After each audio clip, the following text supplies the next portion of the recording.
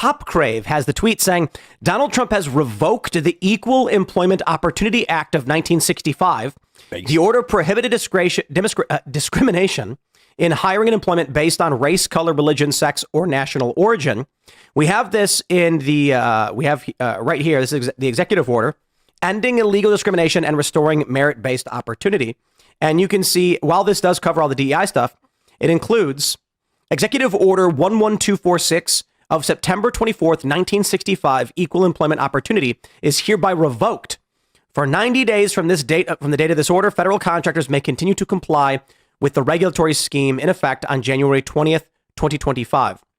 So what they say over here, basically it says, on September 24th, 1965, Lyndon Johnson issued Executive Order 11246, prohibiting employment discrimination based on race, color, religion, or national origin by those organizations receiving federal contracts and subcontracts.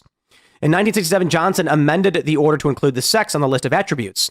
It also requires federal contractors to take affirmative action to promote the full realization of equal opportunity for women and minorities. So this is basically the end of affirmative action in the federal government.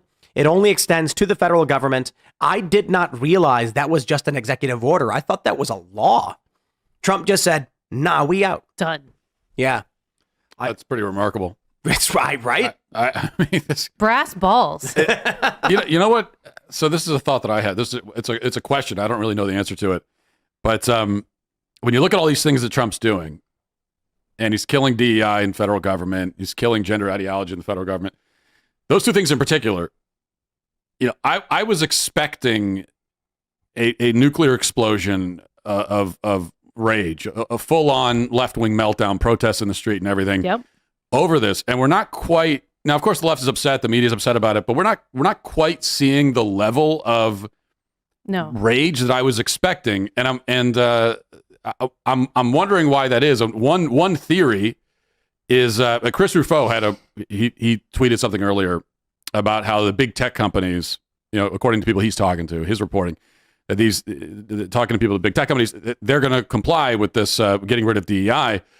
And according to him, there's kind of actually a sense of relief that they don't have to pretend to care about this anymore. Yeah. And they can just get back to hiring people that are good at doing their job. So I wonder if for some on the left, if maybe that applies more broadly, and that there's some on the left anyway who they're a little bit relieved to be done with this stuff because they never really believed in it. And the idea that they had to get up in arms because, you know, a man wants access to the women's changing room. And so now it's like they don't have to pretend to care about that anymore. So is there a slight sense of relief among some on the left? I agree. We're liberators now for them. Right. I agree at the institutional level for some of these companies. They're thinking like, you know, we were getting these calls from the Biden administration. They were telling us we had to do these things, and that's there. But the question of where is the day of rage people on the streets? Here's a couple potentials. One, it's really cold out. And so with the polar vortex coming in, it was snowing in Louisiana. It was snowing in Florida. Yeah. It's snowing in Florida. Yeah. Oh, that's the apocalypse for them. That was wild. So it's really cold. And the truth is, when a light drizzle happens, the protesters don't go outside. So it could be that maybe in the next few months, we'll start to see Antifa come out in the streets. There were some protests in Washington. They attacked a TPUSA event and they smashed a window, but it was relatively small. I wonder, however, though, with Trump winning the popular mandate, and did you guys see this? For the first time, Trump's aggregate favorability has been favorable. Nice. So the first was in December by like 0.2. Now it's 0.3.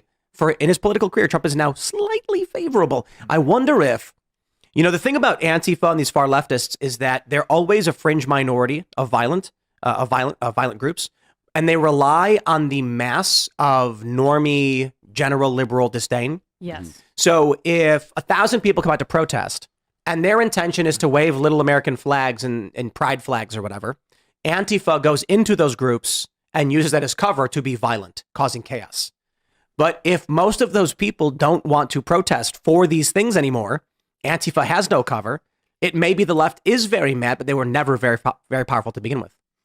I think they're agitators and they get people riled up. And I think the normies and the people in the middle are just fatigued and they're over it. Yeah. Wokeism is a sad, like it makes people sad. It's a bad vibe. Mm-hmm. And this whole election has been a vibe check. And people are like, you know what? I think I want to be happy and not always be scolding the sad looking white dude in the cubicle next to me. We were talking earlier about that. The vibe, the vibe change, the era of America is good again. It's a vibe shift. It's really tangible, and I think that it's something that a lot of people feel nowadays. People are tired of looking at the United States, which is, I don't care. I have no problem saying this. I don't care what anyone says. The United States has been an aggregate good for the world. Even if only because the U.S. keeps the seas open for trade, it has been an aggregate good for the entire world. And most people in the United States want to believe that the country they're from, the United States, is a good place full of good people and has good intentions. And with the left being so ascendant for the past possibly 20 years, particularly since the Gulf War with the Bush War, I think people are tired of feeling like the United States is bad, and they're ready for some optimism and some belief that the country still is a place that does good things. And if you look at how many illegal aliens have come to the United States in the past 4 years, that says something about the rest of the world and the United States in comparison. I'm curious what's going to happen with colleges, because like what Matt's saying with the tech world, they're being liberated. I feel like the colleges they're recalibrating to get crazier. Well, so Elon tweeted something that when you look at the appearance of certain words in academic journals, I think it was journals, you can see this massive spike of all these woke terminologies of phobias and whatnot. And then in the past year, it's started to decline. Oh, nice. Interesting. So we may see some recoiling. When I was a professor and applying for other professor jobs, all the applications at the bottom, they were saying they're hiring all these people except white guys, straight white guys. Yep. I'm curious how this is going to affect that, if it's going to make them worse. Trump should issue an executive order that, these universities, they receive federal funding. Yes. He should instruct the DOJ to go after anyone for violating the 1964 Civil Rights Act. Yeah, I'm with you. That DEI stuff is illegal. It's always been illegal. Yeah, it's a disease in the colleges. Let me show you this tweet from NWokeness that's in line with this. Is interesting. The ATF was just caught rebranding their chief diversity officer to, he wrote chief officer, but it's senior officer. Take a look at this. On 1/20/2025, Lisa Boykin of the ATF, the chief diversity officer. 1 day later, she's a senior executive, office of the director. Get her out. This is what they've been doing. ATF. So we heard the FBI had preemptively ended their DEI department. What they really did was they reassigned all of those employees all over to the FBI. They're trying to hide their ideologue Marxist staff. West Point got in trouble for doing it. They were getting sued. They rebranded the DEI department, and they were just doing it under a different name. They got to make sure that we have people of all different race, creed, and color burning down the next Waco. I think it's really important to them. I hope that Trump and his administration understand that this is not over on day one, and that when he signs that executive order saying DEI is over, they say, we're not DEI, we're the Equal Employment Accessibility Department. That's another name they're using now. The Equal Employment and Accessibility. Yeah, I mean, the left is very good at rebranding idea. Like, they have an idea, it's really unpopular. It becomes even more unpopular, and then they rebrand the idea, and then they get a second life out of that idea because they rebranded it. So that is what you have to look out for, which is why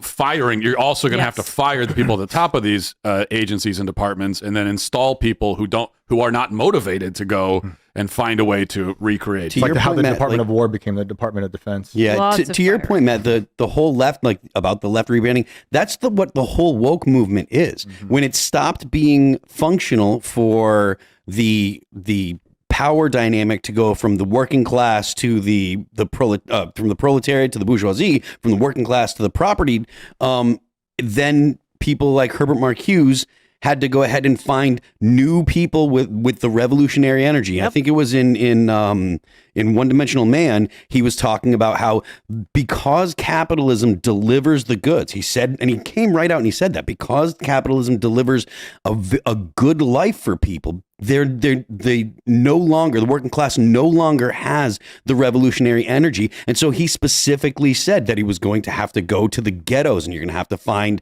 essentially turn it from working class versus the proletariat to race-based race, gender, the whole thing. Exactly. And so it's just a repackaging of the same garbage that the left's been selling for 150 years or whatever. Well, see it in the corporate sector too. Monsanto sold to Bayer. Like they were getting trashed in 2010, 2011. And then all of a sudden I don't know how it happened, but no more Monsanto. I mean, it still exists, but it's Bayer now. Bayer. So rebranding is the way you do it, man.